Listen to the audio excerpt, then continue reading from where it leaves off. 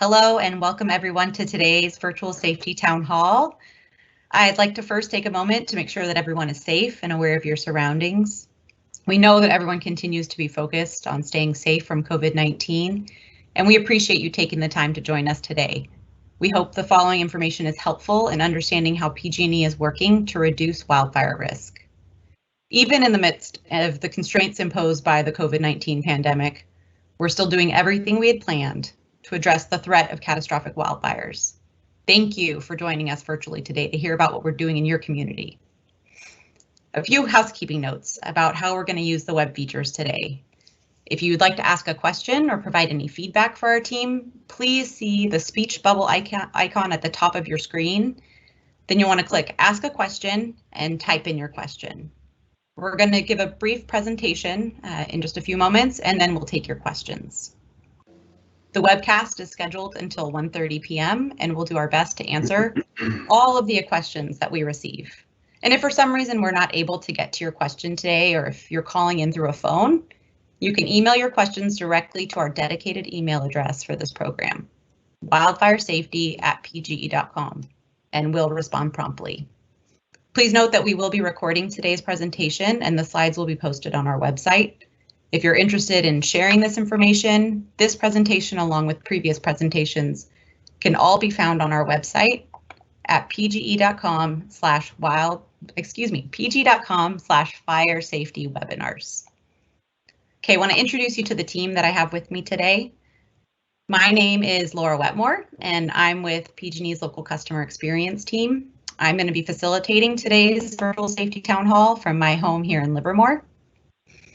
With me today are Debbie Powell, who's our interim head of electric operations, Mark Van Gorder, local government relations, Tony Walls is a supervisor with our vegetation management team, Donovan Lee, public safety specialist, and Carl Schonifer, senior manager of PG&E's Humboldt and North Valley divisions. Also with us today to assist with our Q&A portion of the town hall are Melinda Rivera, also with local government relations, James Ash with our vegetation management program, Mike Wilson, public safety specialist, and Vic Baker, senior manager for our North Bay division. So let's cover the topics we're going to be looking at today. During today's town hall, we will discuss PG&E's commitment to the safety of our infrastructure and the customers and communities we're privileged to serve. We'll provide details about the electric system and wildfire risk throughout our service territory. We'll also talk about key initiatives we're undertaking to help prevent wildfires, including enhancing our vegetation management. And we're going to provide details about PG&E's Public Safety Power Shutoff Program. We often call it PSPS for short, and the events that may have affected you in 2020. Today, we'll also share details about the resources that were available to customers before and during those Public Safety Power Shutoff events, and provide additional resources that you might find useful to help you and your family stay safe during an emergency. Again, please feel free to submit questions or thoughts for our team at any time throughout the presentation, and we look forward to getting to those at the end. And with that, I'd like to turn it over to Debbie Powell to talk about safety. Good afternoon, I'm Debbie Powell, and I'm with you today virtually from my home in Alamo, California. I want to sincerely thank everyone for taking the time to be with us here today. The past year has been really difficult for, I think, everybody in California with the challenges that have come with COVID-19. We had record-breaking heat, rotating power outages, and then, of course, the wildfire season. I want to personally thank all of the customers, all of you, for your patience and your partnership, particularly those of you who had to endure our public safety power shutoffs or PSPS events. All of us at PG&E know that our most important responsibility is the safety of our customers and our communities. We are proud to serve you.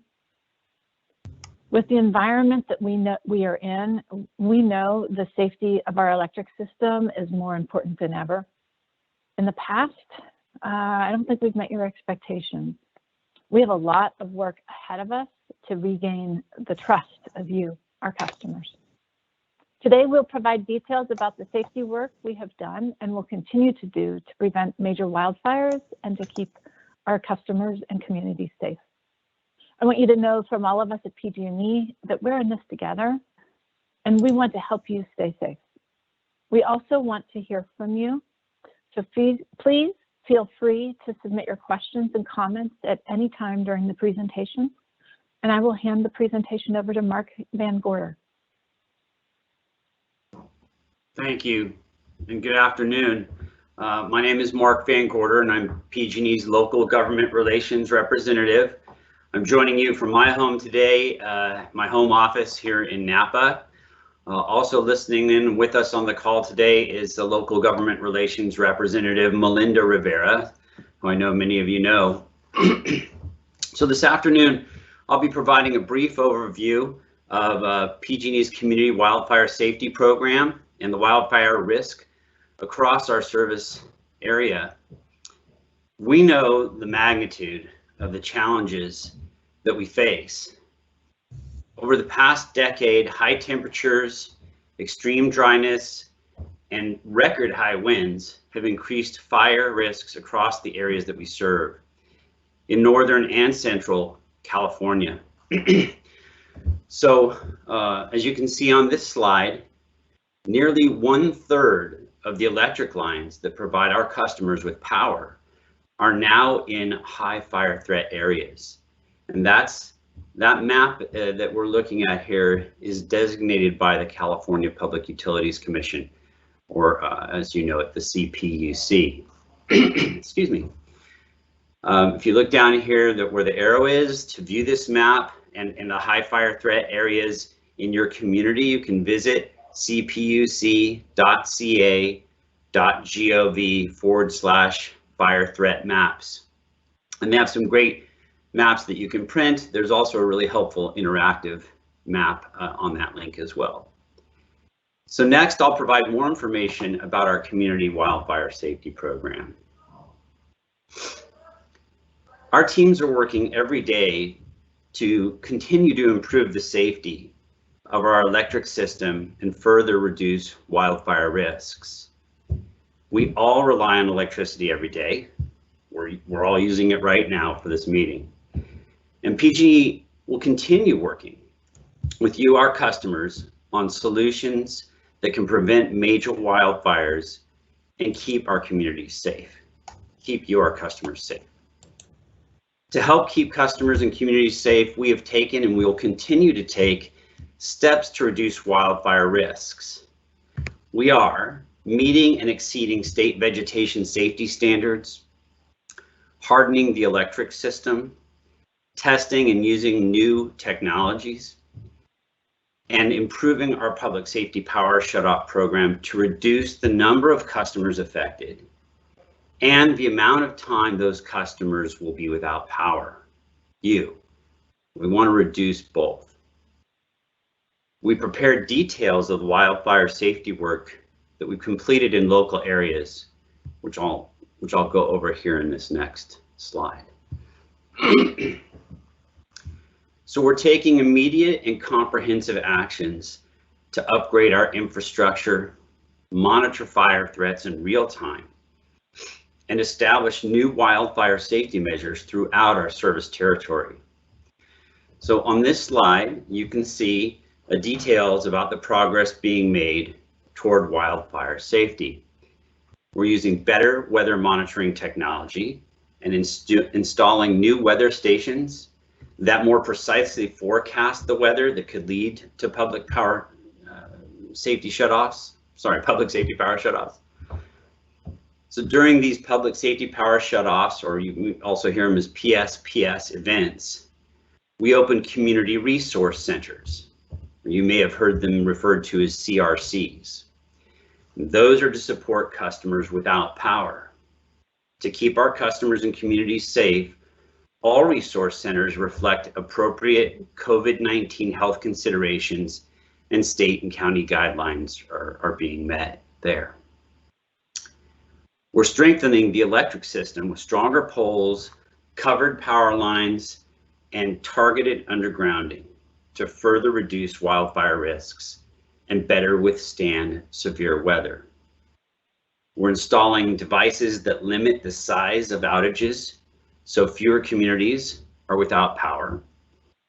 We are installing microgrids that use generators to help keep the electricity on. And we're expanding and enhancing our vegetation safety work to address vegetation that poses a higher potential for wildfire risk in high fire threat areas. And now Tony Walls is going to continue this presentation and discuss PG&E's vegetation management efforts in a little bit more detail. Thank you, Mark. I'm Tony Walls. I supervise vegetation management program operations in Napa County, and I'm presenting from my home in Petaluma, California, and I'll be sharing with you information about PG&E's overall vegetation management work and program. So first off, to protect public safety, we're taking steps every day to improve the safety and reliability of our electric system. This includes working with customers and communities to manage trees and other vegetation located near power lines that could cause a wildfire or power outages. Through our routine vegetation management program, or our routine maintenance program, we inspect approximately 100,000 miles of overhead power lines every year. With some locations, we actually patrol multiple times a year. We prune or remove over 1 million trees annually to maintain clearance around the power lines. And we are also tasked with removing dead, diseased, dying, or defective trees, primarily in areas affected by drought or bark beetles. In addition to this routine work, we have expanded our vegetation management efforts by establishing increased safety clearances between our power lines and surrounding vegetation in the high fire threat districts or areas throughout our enhanced vegetation management program, or through our program. On the next slide, we'll go into more detail about the enhanced vegetation management program. As I mentioned, as part of the Enhanced Vegetation Management Program, or we refer to it as EVM program, we've expanded and enhanced vegetation safety work to address vegetation that poses a higher potential for wildfire risk in the high fire threat areas. Through this program, we exceed state standards for minimum clearances around power lines, including trimming overhanging limbs and branches over and above the power lines. And we conduct additional inspections beyond our routine patrols to remove hazardous vegetation such as dead, dying, diseased, or defective trees that could harm the power lines or the equipment. As you can see on the slide, in Napa County, we completed 80 miles of our EVM, or Enhanced Vegetation Management work, in 2020. And overall, since 2018, we've completed 161 what we call line miles of EVM work. In Lake County, we've completed 113 miles of EVM work last year, bringing the cumulative total progress in that county to 359 miles since 2018. In addition to the vegetation maintenance work we conduct, you can take steps to keep your home and business safe, which I'd like to share with you on the next slide.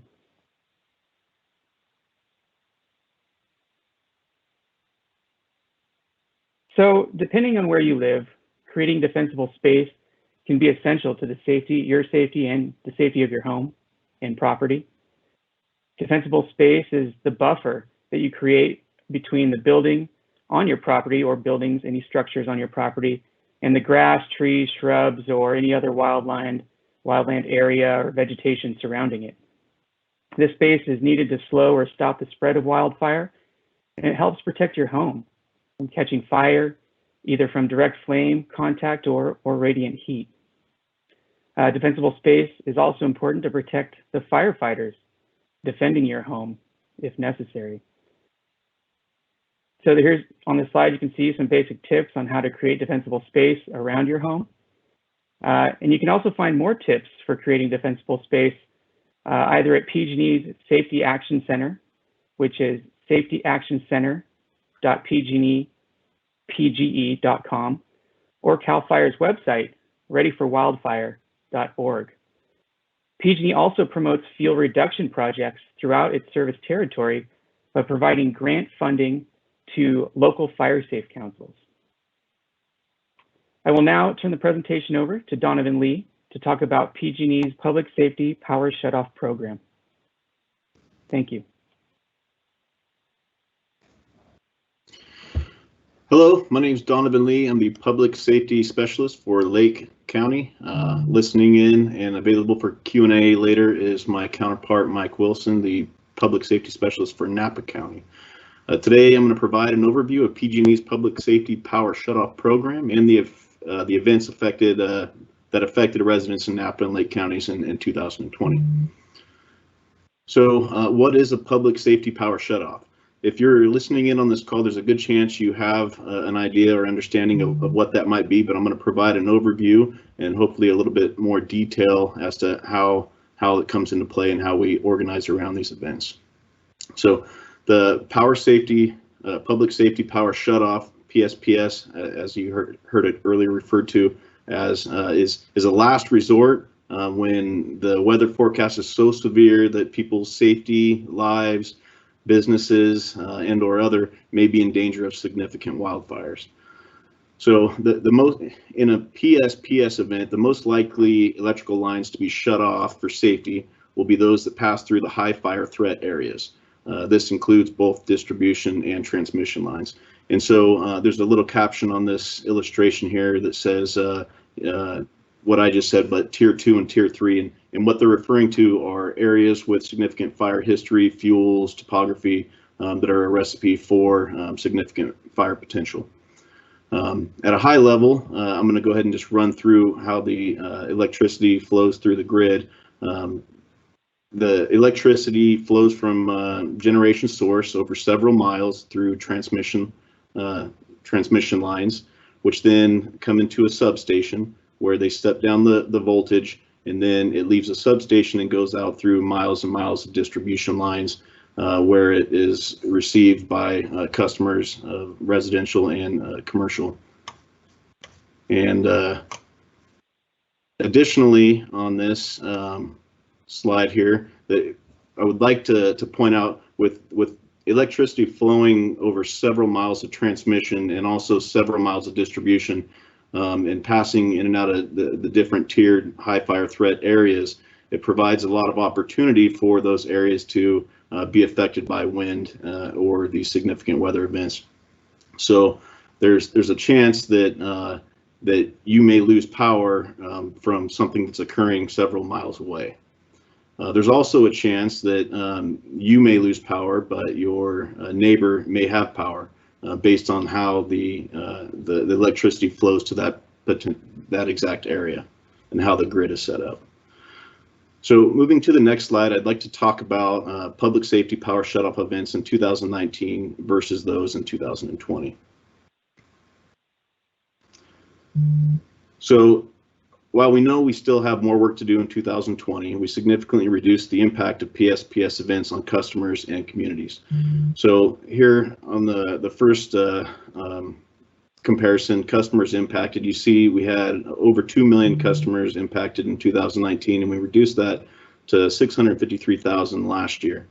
It seems like a pretty significant increase, but if you were to talk to any of those customers that were impacted by the event, it's still a pretty impactful inconvenience to go through. So with that being said, we're going to continue these efforts that allowed us to make that improvement to see that number hopefully continue to go down in the future years.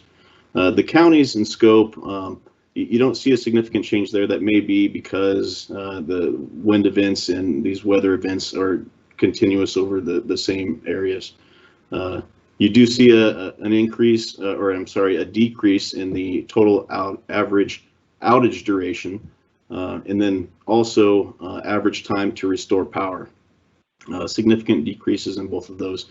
And what this slide kind of tells me is that from 2019 to 2020, PG&E was able to build some framework around how we respond and organize and manage these types of events. So through continued collaboration and partnering and working with our local leaders, we'll be able to continue to fine tune this process and how we respond to these events in the coming years.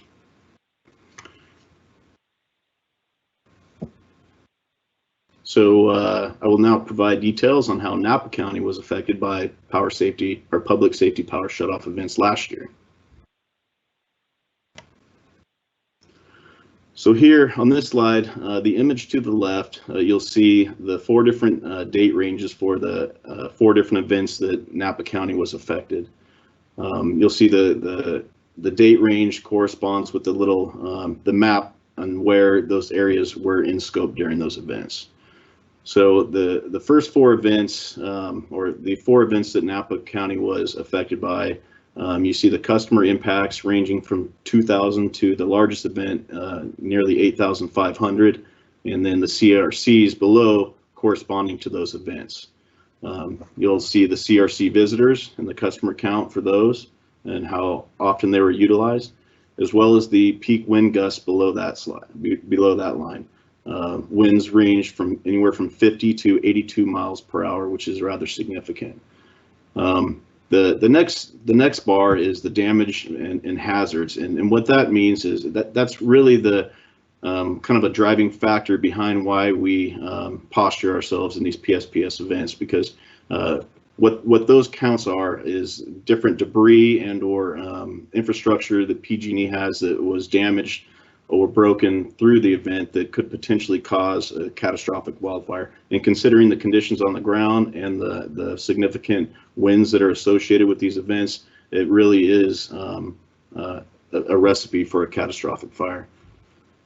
Below that, you'll see average restoration time ranged from 17 hours in the first event, and then 4 or 5, and then 13 hours in the last event. And so one thing that I'd like to make note of for Napa County, while I was down there, during the first 2 events were the LNU complex and also the glass fire. And I know that from my experience, those fires play a factor into how quickly PG&E is able to go in and do the work to restore the power. Not only because smoke, visibility, and patrolling some of these lines, but working with CAL FIRE and our cooperators and gaining access to these areas that may or may not be safe. So when we have a PSPS event that is overlapping in the same geographic area as a wildfire, there's often poses delays in how quickly we can restore power. So point that I'm trying to make is not necessarily that those time frames would be significantly different, but just different things that we have to face when in trying to restore the power. So the last total average outage duration, you'll see 47 hours for the first event, 18, 47, and then 50 hours for the last event. And we can move on to the next slide, please.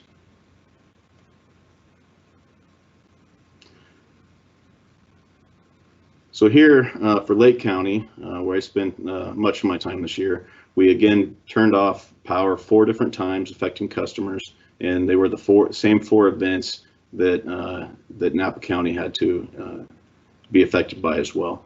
And you can see on the slide, the October 25th to 28th event had the highest number of customers affected, with approximately 21,700 customers going without power during that event. However, during that event, we opened 7 community resource centers, CRCs, in the county, which supported approximately 5,670 visitors. The public safety power shutoff events are just one reason PG&E customers may experience power outages. On the next slide, I'll discuss other reasons why you may lose power. In this slide, I won't go over all the numbers again, but you can see the customers impacted, CRCs, visitors, peak winds, damages that were found, and then the average restoration time and total outage duration time, just as you did on the previous slide. And if there's any questions on these, we can handle them later.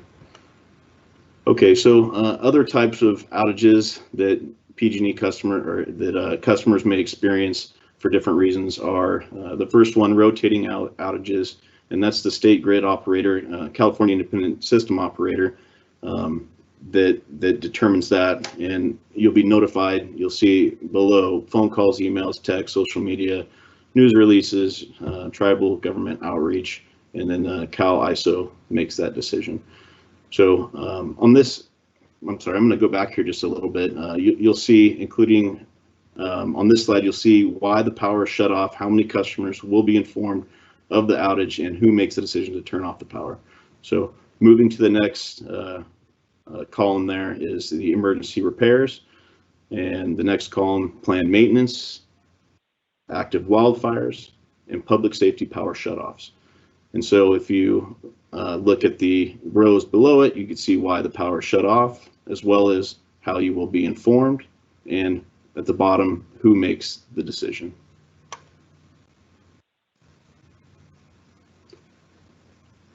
With that, I'll turn the presentation over to Carl Schonhofer. Okay, thanks, Donovan. I'm Carl Schonhofer, the Senior Manager for PG&E's Humboldt and North Valley divisions, and I'm reporting from my home in the small town of Hydesville up in Humboldt County. Today, I will be sharing details about how we're helping our customers prepare for and stay safe during public safety power shutoff events, or we're also referring to it as PSPS events today. So last year, we provided improved resources and support to customers and communities before, during, and after public safety power shutoff events. We opened 245 community resource centers across our service territory during the public safety power shutoffs to provide resources for customers to over 50,000 visitors. And on the right-hand side of the slide, you can see the resources which may be available at community resource centers. We provided over 30,000 food packages through partnerships with local food banks. We distributed more than 6,500 portable batteries via the California Foundation for Independent Living Centers Disability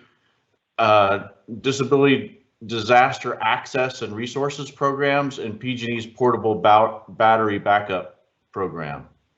And our call center responded to calls on average within less than 9 seconds.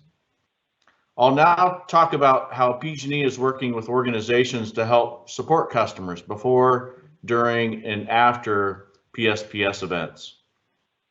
So we have partnered with more than 250 community-based organizations, or CBOs, to assist customers before, during, and after the power shutoff events.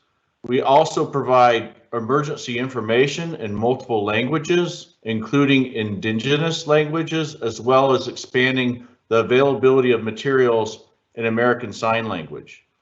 And we've conducted sponsored outreach through television, radio, social media, flyers, in-person assistance.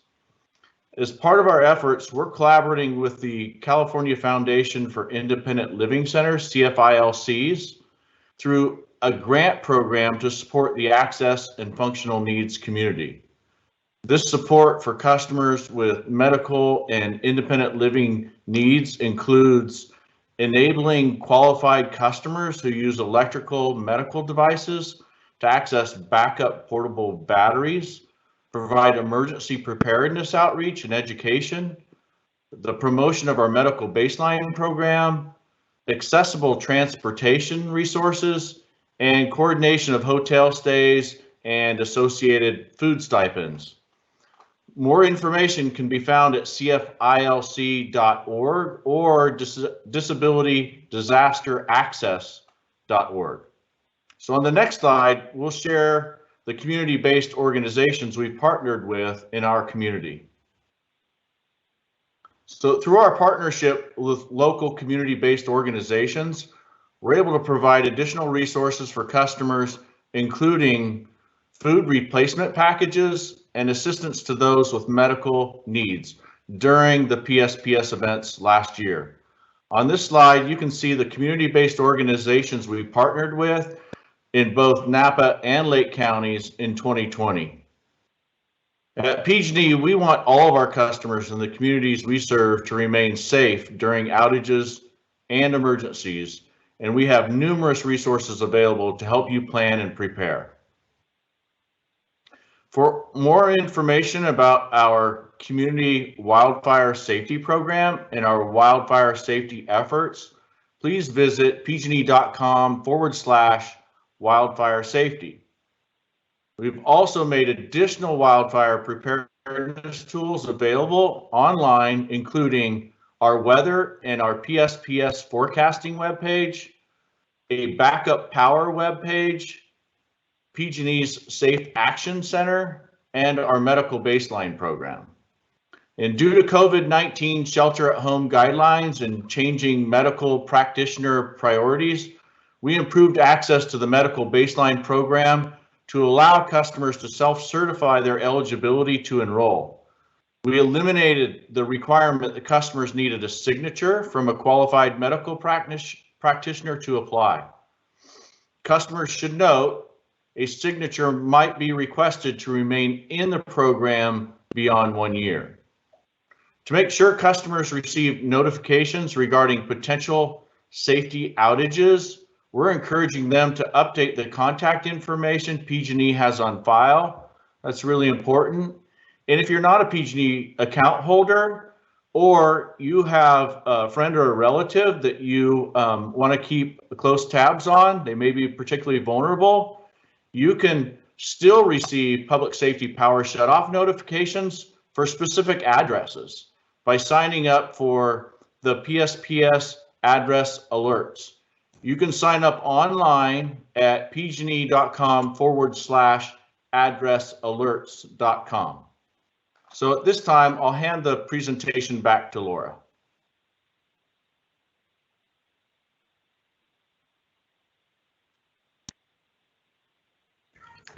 Thanks, Carl. Now we're going to transition to the Q&A portion of today's town hall event. One question that we've been getting is whether this presentation will be available for download. In the coming days, we'll have the presentation posted to the PG&E website at pge.com/fire safety webinars. Throughout the presentation, we've been receiving lots of great questions from all of you. Thank you for submitting those. And again, if you would like to ask a question or just provide a comment, your thoughts, please see the speech bubble icon at the top of your screen. A button that says ask a question will then appear at the bottom of your screen. Click on that and type in your question or comment. And we're going to do our best to get to all the questions we've received. If for some reason we're not able to get to your question today, or you think of something in the middle of the night that you meant to ask, please reach out to our dedicated email address for this program. That's wildfiresafety@pge.com, and we will respond promptly. So with that, let's start our Q&A. So for our first question, I'm hoping Mike Wilson, our public safety specialist for Napa County. Mike, are you out there and available to help me with a question? I'm gonna send this one your way. So we got a question about a residential area at Lake Berryessa in Napa County. And in looking at the pattern that the fire followed, it looked like it may have followed near our utility easement. So the question was, is anyone looking at any sort of relationship, causal relationship between utility easements and where the fire spread in Napa County? Yeah, Laura, I can go ahead and take that. That's Mike Wilson, Public Safety Specialist for Napa County. And just for context, did spend the last 30 years in CAL FIRE in the local area, so very familiar, and have done a lot of fuels mitigation work around the Berryessa Highlands over the years in my previous job. So in general, more often than not, when firefighters come upon a utility easement that has good vegetation clearing, that's normally an asset that they'll try to take advantage of in stopping the spread of a fire. I know the LNU complex and the Hennessy fire that moved through Berryessa Highlands was a strong wind-driven fire that obviously moved, went across many different man-made and natural barriers. So that sometimes there's just nothing that will stop in that case. However, there are anecdotal even as recently as the Glass Fire, Glass Mountain Road, there's a adjacent fuel break under the transmission lines that firefighters were telling me did help stop that section of Glass Fire. Same thing has happened up on Mount St. Helena on past fires where utility easements did help stop it. Now, it's not to say that if a utility line is in line with the wind, then that it will, the wind's pushing the fire and it could follow the easements. I'll have to do some more specific checking on with my CAL FIRE counterparts as to anything that may have happened there at the Highlands regarding that. But in general, it's an asset. You want less fuel under those lines. That is always better than more, because if it's not there, it can't burn. Great, thanks, Mike. And while I still have you, another question send your way. Any projections that you have about this upcoming fire season? What are our meteorologists telling us, and what are we anticipating for this year's fire season? Well, I think if we look at the last 5 to 10 years, our projections, along with the fire agencies, are moving towards longer, more damaging fire seasons.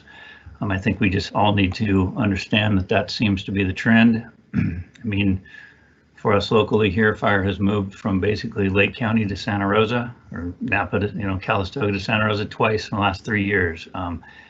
It's just, and we had the Hennessy fire that went from Lake County all the way to Vacaville. Just things that were never even thought of in the past are now possible. So that's what we all need to prepare for. That's what PG&E is doing our best to prepare for in the vegetation management space, and as well as the system hardening space that we've talked about today. Great, thank you, Mike. Next, I'm hoping to go over to Tony. Tony, we've got several vegetation-related questions. First is a question: who should customers contact about large trees, 200 feet or more, that were cut down by PG&E contractors, but that have been left and maybe present problems for mudslides or other issues? Is there a phone number, or where would customers bring that concern? Thank you, Laura. That's a great question. So we like to have all of our customer inquiries documented and funneled through our wildfire safety website. So we can post that website again in the Q&A section of this broadcast.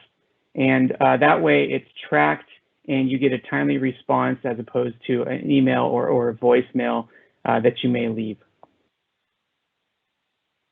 Great.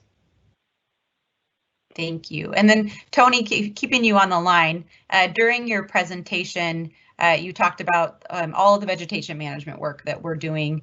Do you have any details on how many miles of work remain to be done, and what areas are those happening?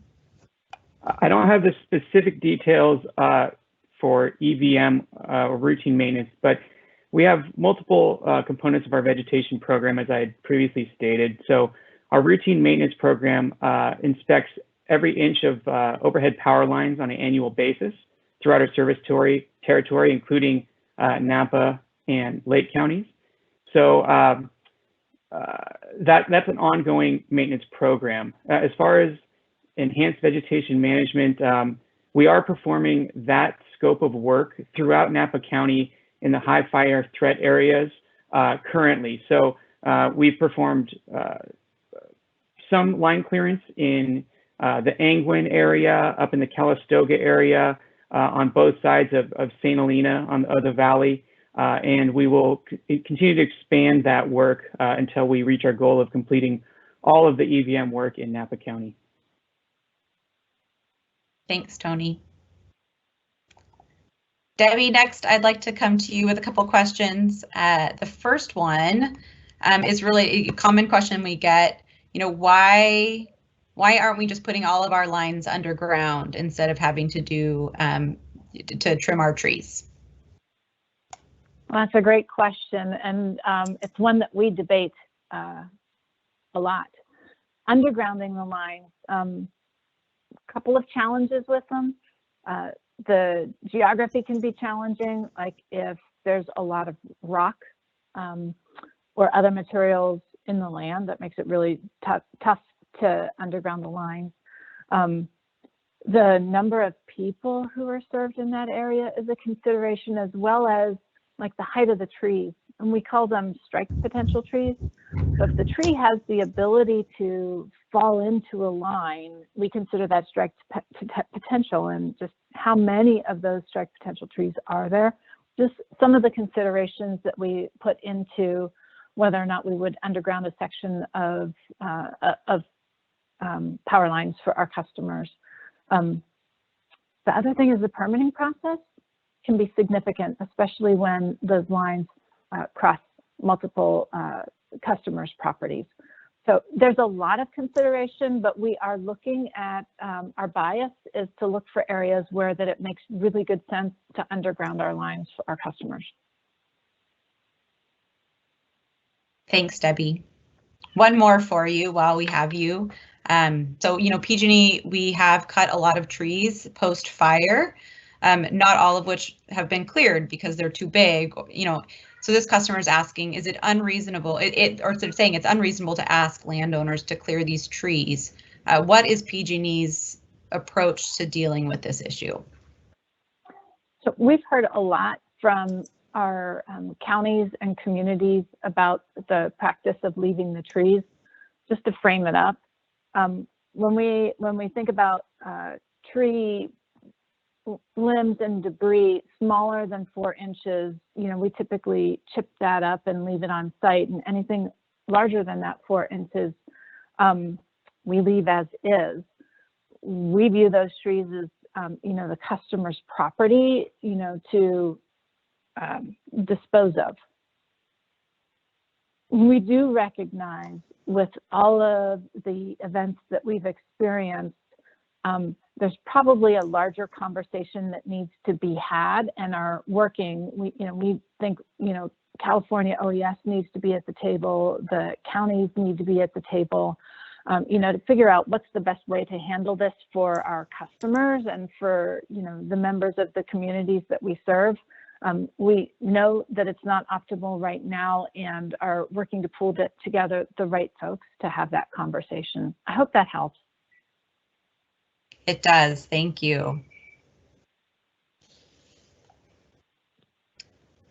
All right. Next question I have for Mark. Mark, if you can provide, you mentioned this earlier when we were talking, can you provide some more details on the microgrids that you referenced during the presentation? Have any of these actually been put in place, and if so, where? Sure, thank you, and that's a great question. I can speak a bit about Napa County. There are other locations throughout our service territory in Lake where microgrids are either being considered or put in place. But as an example, Calistoga has established a microgrid. We worked in partnership with the city. So it's if anybody wants to look at one, I hope we don't need it. But there is an area south Washington Street in Calistoga where we have put in place the infrastructure to retrieve large generators. And as we look out 3-4 days ahead and see the possibility of a public safety power shutoff, we will locate those generators, hook them up in advance, and as best as we are able, once the power needs to be shut off, we can have isolated areas that are safe, provided with power. So that's one location. We have another location up in Angwin, considerably smaller in size. Our goal is to power up core downtown areas where we're able to do safely, excuse me, gas stations, fire departments, volunteer, or the city of Calistoga. So that's our objective. That's a microgrid. We also, where possible, look to see if we can provide generation at substations if that's needed as well. So just a differentiation between a microgrid, sort of a separate, isolated a place to locate generators, and then providing generators actually to and adjacent to our substations. So I hope that answers those questions. I believe Melinda Rivera might be able to speak to microgrids in the Lake County area.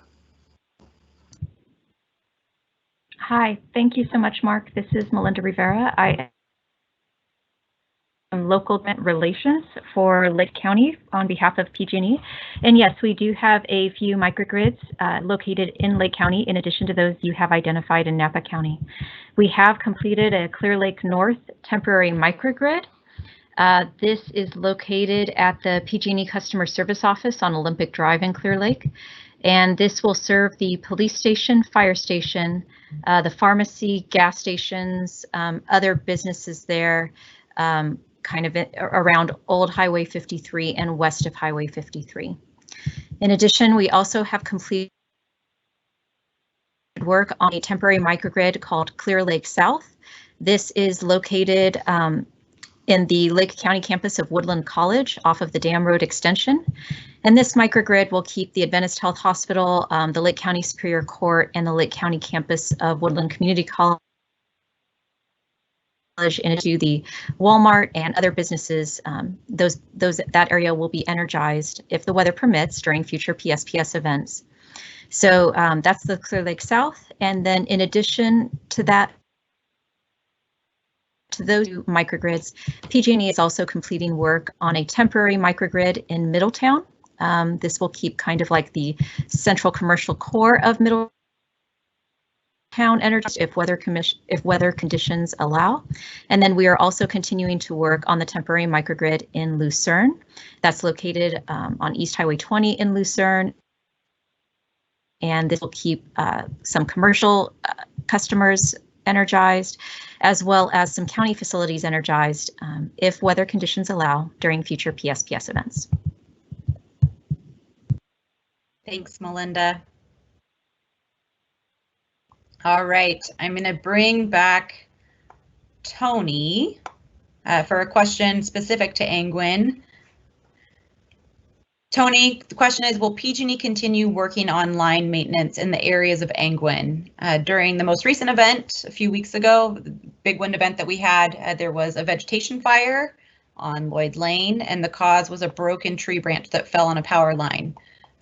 Just an indicator that the work is never done. So considering Angwin and that entire area, very fortunate to have been untouched from recent fires. So is Angwin still in scope for the work that your team continues to do? Thank you, Laura. Yes. So as a matter of fact, we have tree crews working in Angwin as we speak. They are doing our enhanced vegetation management work. So that scope of work is, you probably see the core tree care trucks in and around the neighborhood.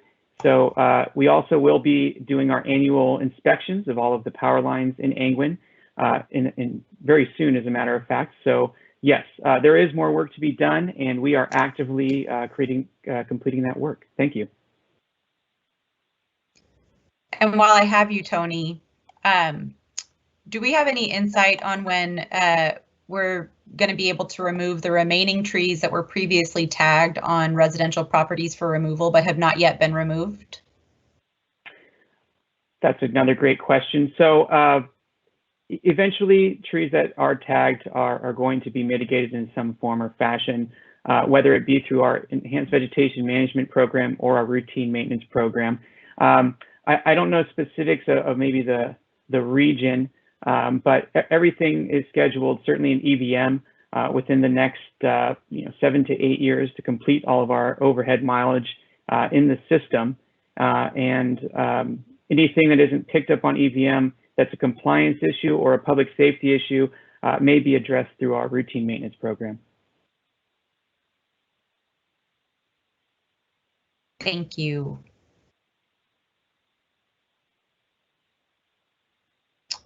All right, we have a handful of more questions.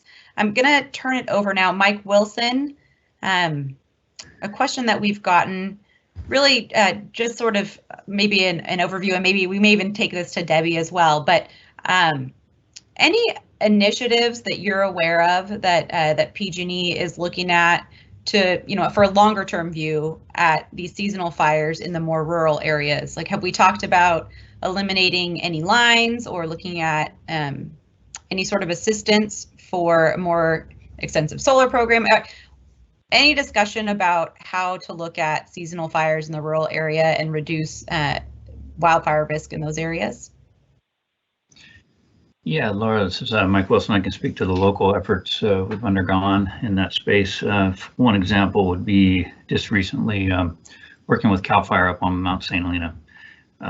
Just to, had a joint meeting with them and our vegetation management folks, and just to get some priorities and thoughts where it would be mutually beneficial to maybe do extra vegetation management on existing lines, and then hopefully have a kind of a joint collaborative effort to reach out to state parks and Caltrans, where you have a scenic highway and agencies that might be resistant to veg management. Also, we in that same location and some others, we're looking at, like you said, removal of lines and setting up more microgrids to serve where you have long spans of line serving very low amount of customers, where you can maybe put a point source solar with fuel backup possibly, and then be able to remove those lines, therefore removing the ignition potential and the need for vegetation management. So that's going on. We're looking for opportunities. There's one on the backside of Las Posadas State Forest that would be a good example of that, serving the 4-H camp and other things. With that, another collaborative effort that's ongoing from the state level all the way down to the local would be the California Fire Safe Councils and local fire safe councils. PG&E has, and other utility companies have always sponsored grants for those collaborative, local groups, and we're still continuing to do that. Tony Walls is very involved with the Napa Communities Firewise Foundation. I believe we've also supported grants up in Lake County. So that's an ongoing, good collaborative effort there. Also, prescribed fires is another method for reducing the impact. So anytime we can partner and be available to assist with prescribed fires, whether it be putting retardant on our assets that are in a prescribed fire area, we're obviously ready and willing to do that as well. And those are some of the things that come to mind, and I'll turn it over to Debbie or anyone else with any other thoughts. Thank you. Thanks, Mike. And yeah, so Debbie, from an executive level, anything you would add to that about conversations we may be having, or thoughts we're kind of swirling on around potentially eliminating lines in rural areas, or looking for other sort of programs or economic assistance for customers to reduce that wildfire risk in rural areas? Yeah, so actually when we look at the system hardening, one of the first questions my team asks is, can we eliminate the line? Can we completely eliminate this potential fire risk? It's like step one. Two is, if we can't eliminate the line, can we serve this person, entity, whoever the customer is, with a microgrid? Because if the line's not even there, that's complete removal of the risk. So that is part of our process. We are looking at a few, customer buyouts for, folks who are just that single site way out in the middle of nowhere that they only occupy part of the year, or it's a vacation home, or things like that. So we have a variety of solutions that we're looking at, and, just starting these efforts, and look for any more suggestions that might come in. Great. Thank you, Debbie. Carl, I'm going to come to you next. I've got a couple questions that I want to direct your way. First, can you comment on any program funding for customers who are in those high fire threat zones that might be eligible for battery backup? Any incentives that you can share for those customers? Sure. Actually, I'd encourage you to visit can we back up the presentation to the online resources we have? There's a couple different things I'd like to point in their direction. One, Generally, specifically for battery backup, if you're in a high fire threat area or you're served by lines that traverse through high fire threat area that have been impacted before, and you are dependent on a medical device, then you're likely eligible for the full criteria and program requirements. I would encourage you to check in with your local CFILC. And you can, if you're not aware of what organization that is in your area, you can go to cfilc.org and you can get more information about that program. They administer it for us. So they're a good partner there. They'd be happy to help you work you through that process. And then the second piece of that is there are additional incentives, et cetera, for folks that are on medical baseline. And if you're, for example, if you're on a well, there are additional incentives available, and you can find those under pg&e.com/backup power. And in this location, you can find information and tips about safely utilizing generation. There's information on specific manufacturers, the different types of generation, things you'll need to consider if you're going to utilize generation or portable battery backup. And there's, for example, incentives for customers that are on wells up to $300 for those that are dependent on wells for backup generation. And if you're in the CARE program or FARA program, you may qualify for $500 in incentives. So I encourage you to look at those two locations, pg&e.com/backup power, as well as reach out to your local independent living center. Thanks, Carl. One more for you. This, we talked earlier that, lots of reasons that customers may lose power, but a question came in around, notifications when we have planned maintenance on our lines, and our standard is to give 10 days notice to customers. And this customer is saying they're often getting called to shut down the morning of the outage and no other notice is given. Can you comment on when that may happen and Sure. Your experience there? Sure, thanks, Laura. So yeah, we do have a notification process when we're doing planned maintenance. There are certain circumstances in which we may not be able to provide advance notification. If it's an emergency situation, or we did a recent inspection and find something that needs immediate repairs, we're not always in a position to provide that advance notification. We do encourage our crews and our contract crews, though, also to, whenever they can, to do a door knock. If we didn't have that opportunity to send out a 10-day notification, either a letter or a phone call, we encourage our crews to either do a door knock, stop and knock on the doors, or leave a door hanger letting folks know that their power will be out. So sorry if you did not receive notification, something could have slipped through the cracks, but we certainly do have a notification process for our planned maintenance. Thanks, Carl. All right, Mark, I'm going to come back to you. Another microgrid question. So in Calistoga, the microgrid is seasonal based on the fire season. And when PG&E determines that there's a disruption in power, if there's another disruption outside of fire season, that microgrid is not there. Is that the same in other communities? And is there any plan to have a consistent microgrid in Calistoga? Sure. I know we're getting towards the end here. I'll try and make this brief. First, I just want to say that for Calistoga, we have been doing a lot of work there. We had a great relationship with the mayor and the city manager and the Chamber of Commerce. I just want to appreciate the patience of folks who have worked with us and partnered with us to provide the microgrids there. That I'm aware of. I'm not aware of any locations where we have a permanent microgrid. I know we're talking about some small areas where we may be able to remove a line.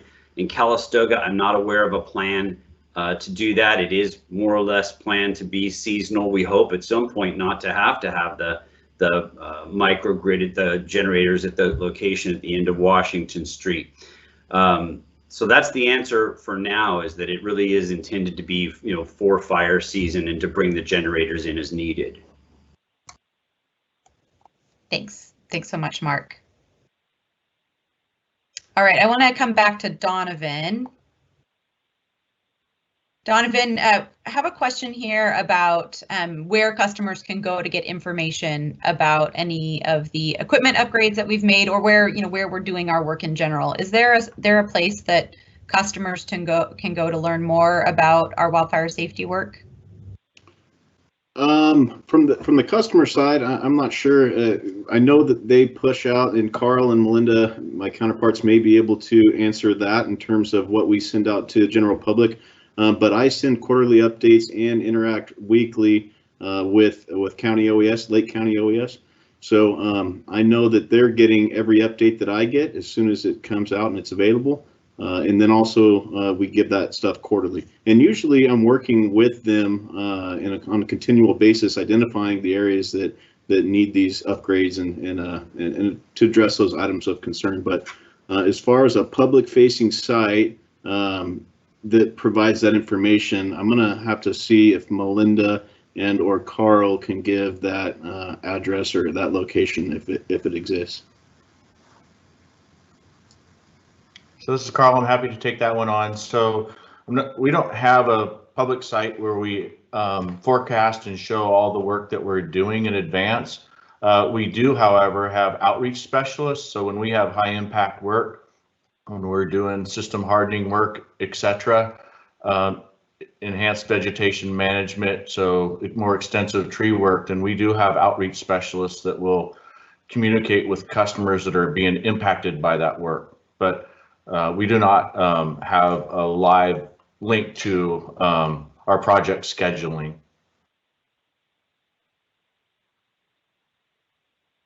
Thanks, Carl. And Debbie, can you comment at all about our wildfire mitigation plan and where customers might be able to find that, and what we include in our wildfire mitigation plan?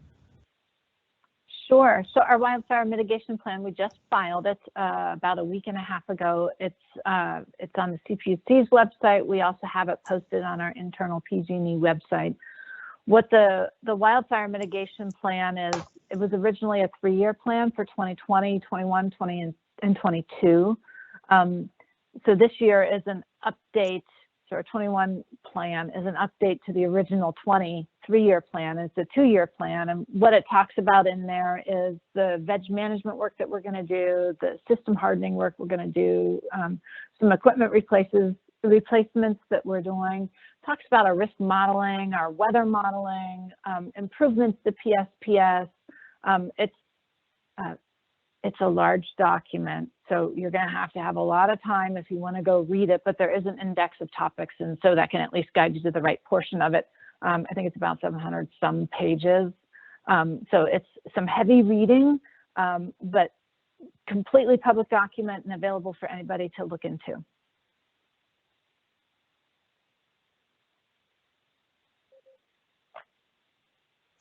Sorry, on mute. Thank you. All right. Man, lots of good questions here. Any plans for a microgrid system for the Lake Berryessa area? Mark, do you have any insight on that?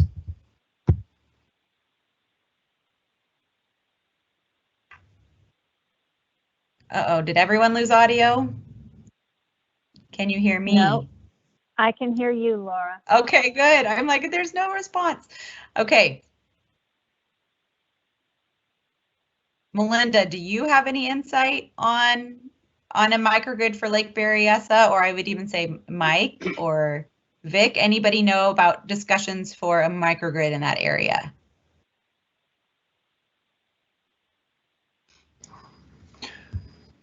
This is Mike Wilson. I'd be more than happy to check into that on the electric operations side. I can say that it has been nice to see with our improved weather modeling for PSPS that we've been able to reduce the amount of PSPS out in the Berryessa area.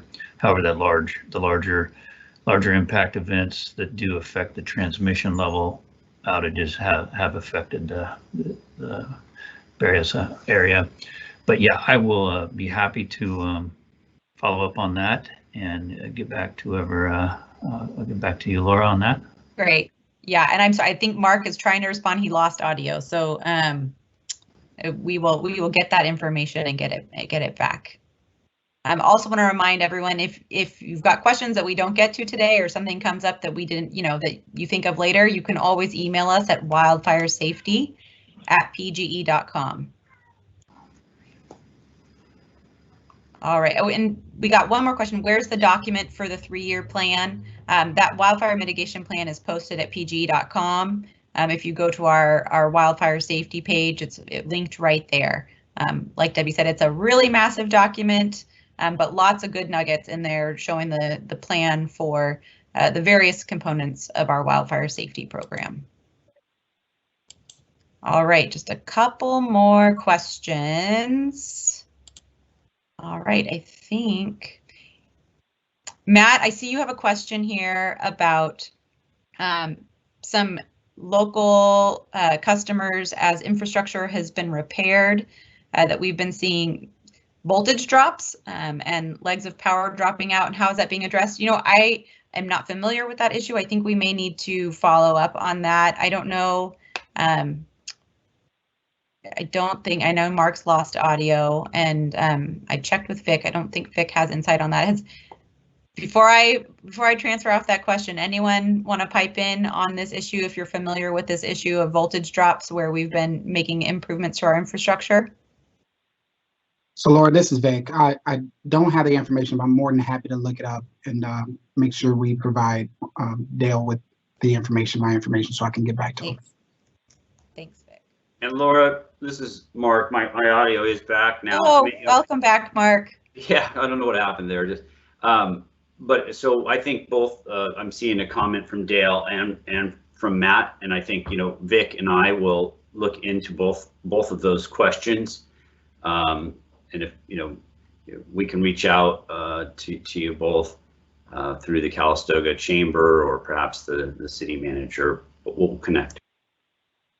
Great, thank you.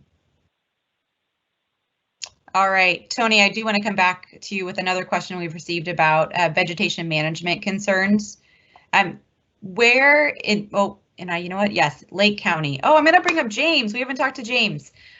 James, question for you. Where would you direct customers who have a very hazardous vegetation management concern in their neighborhood in Lake County? Can you provide either an email address or phone number that you would direct customers to report any hazardous situations in their neighborhoods? Yeah, so thanks for the question. There's a couple different answers there. They can obviously use the wildfire safety email address. Make sure I'm giving you the correct one. That's just wildfiresafety@pge.com. And then we'll get a prompt response. The preferred method that I like to see these issues come in is if the customer will just call 1-800-PGE-5000 and direct them to the vegetation management department. We can create a case that's very well documented and know exactly what the issue is and where it is, and then that will be responded to within the week. If it's a just absolute urgent issue, I could be emailed directly. My email is just james.ash@pge.com, and I'd be happy to address your concerns. Thanks, James. All right, well, I think we've wrapped up the questions in our queue. And with our final minutes, I do just want to invite, I'm going to go to each of our speakers and ask them just to share, if you would have customers take one thing away from today to prepare for this season and to be safe for wildfires, what would you tell them? And so start, Mark, with you. I guess what I would say is this: we've provided a lot of information. We have a lot of links. and we're going to continue sharing this message throughout our service territory. We have a large service territory. We serve millions of customers. And sometimes the company can seem a bit large and distant, and I think sometimes there's a lack of understanding or awareness or connection with this team that's here today talking with you. Unfortunately, it's virtual. I look forward to the day when we can all be together. But the folks that are here on the call are local. We live, a lot of us, locally. We know a lot of folks up and down either Napa Valley or in Lake County.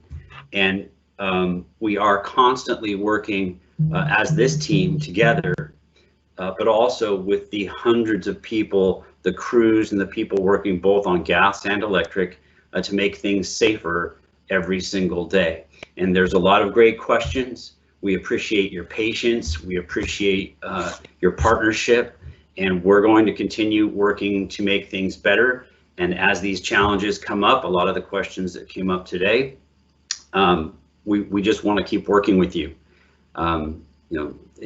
We need to have that relationship and the feedback to work together to make things better. Thanks, Mark. All right, next, Donovan, I'm going to ask you same question. What would you want people to take away from today?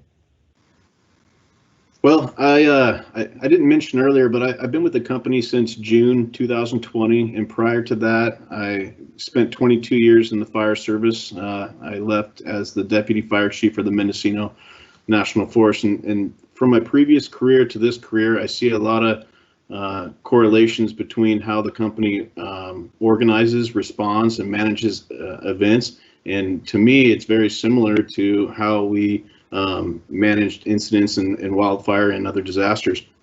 The people here at PG&E care deeply about serving the customers, and that's the priority, just as public was for me as a firefighter. And so the one takeaway that I'd like you to take is just know that we're doing everything we can. We care deeply. The more engagement that we can get and the feedback that we can get to know and organize better to lessen the impacts on you, please engage and help voice those, because we would like to be able to eventually have no impact at all. But that's my one takeaway. Thanks, Donovan. All right, Tony, I'm coming to you next. Okay, thank you, Laura. Yeah, so I recognize, and all of us here at PG&E recognize, that Napa and Lake counties have been through quite a bit in the last several years in terms of wildfire and major weather events. And I just want to let everyone know that the work that we do is continuous. We have ramped up our efforts to do the work as quickly and safely as we can. So really, it's just a matter of any support that we can get from the community in terms of feedback. If something doesn't seem right, please contact us through the means that have been provided already. And if somebody, a crew, tree crew, or an inspector reaches out to you for access to the properties, we please encourage you to allow access so that we can perform our inspections and tree work to keep communities safe. Thanks, Tony. Okay, Carl, coming to you next. You bet. Thanks, Laura. So, these power shutoffs can be impactful on all of us. And I think now is the time to take what steps you can to be prepared. And, just 3 quick things I would think of. 1, make sure that you've updated your contact information, so that way we're able to communicate with you during the event through our notification process. And also, if you're dependent on a medical device and need battery backup, make sure you're making those plans, reaching out to your independent living centers now. Don't wait till August, September. And make sure you're ready early. And same thing if you're on a well, you need water for your family, for your livestock, for your animals, etc., and need backup generation. Be looking at those resources, the resources that we have available to you. we're trying hard to mitigate the impacts on our customers and take advantage of, you know, those resources that we're providing. Thanks, Carl. And Debbie, finally, any thoughts that you would share with the team that, or with the group that's on the call today? Sure. I would say, just given how rapidly this wildfire condition is changing in the state of California and what we've seen in the last couple of years, we clearly have a lot of work to do. Keep working with us. Keep giving us the feedback that you've been giving. Really appreciate all of you for attending today, for asking good questions, for wanting to be informed about what it is that we're doing. It's engagement like this that's going to help us be better. And so I wish us all a good wildfire season in 2021. Thank you. Thanks, Debbie. All right, well, as we wrap up, just want to thank you again for taking the time to take part in our virtual safety town hall today. We welcome your feedback and input as we continue to enhance and expand our wildfire safety efforts. And, you know, if you have any questions, you can call us at 1-866-743-6589 or email us at wildfiresafety@pge.com. Customers can also visit our dedicated website at pge.com/fire safety webinars for more information on our wildfire safety efforts and tips to help prepare for severe weather and possible power outages. And we will be planning to post a copy of these slides that we shared today to that website. Thank you again for attending today. Hope you all have a safe day. Be well.